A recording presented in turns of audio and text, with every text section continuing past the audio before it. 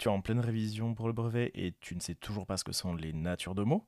Laisse-moi t'expliquer. Les natures de mots, c'est aussi les catégories grammaticales ou les classes de mots. Donc dans la carte mentale que je vais te présenter, on met mots au milieu et on fait une frontière entre les mots qui vont être variables et les mots qui vont être invariables. Mais là aujourd'hui, on ne fait que dégrossir. Parmi les mots variables, on a différentes natures comme le nom, qui peut être nom propre et nom commun, le verbe, avec différentes sous-catégories, mais on verra dans le détail, l'adjectif, principalement qualificatif, le déterminant, qui se place toujours devant un nom, et parmi ceux-là, tu as le déterminant article, le déterminant indéfini, démonstratif, possessif, etc.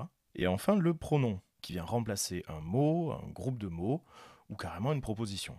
Parmi eux, tu as le pronom personnel, le pronom démonstratif, le pronom relatif, etc. Et du côté des mots invariables, tu as l'adverbe, la préposition, la conjonction, et alors attention, on a bien deux choses différentes, la conjonction de coordination et la conjonction de subordination.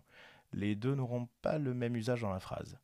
Et enfin l'interjection, qui exprime notamment une émotion, et l'onomatopée, qui représente les sons de la nature. Pour donner quelques exemples, parmi les noms, on a les noms communs comme le chat, et les noms propres comme Paris. Parmi les verbes, selon les distinctions, je te donne en vrac, être, dormir, aller. On rentrera vraiment dans le détail plus tard. Parmi les adjectifs, on peut avoir grand, bleu et propre, qui n'ont pas les mêmes propriétés. Et parmi les déterminants, on a ce, le, la, un, une et tant d'autres.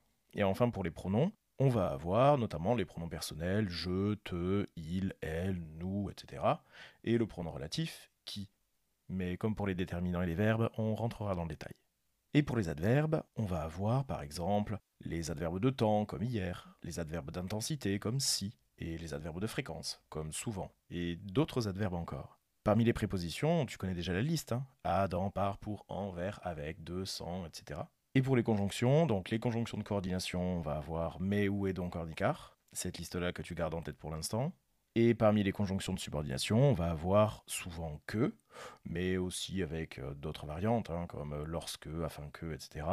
Quand, si et bien d'autres. Et parmi les deux dernières, dans les interjections, on a zut, et dans les onomatopées, on peut avoir plouf. Donc dis-moi en commentaire si tu veux qu'on fasse des zooms sur certaines natures de mots, et surtout dis-moi quelle nature te pose le plus de problèmes.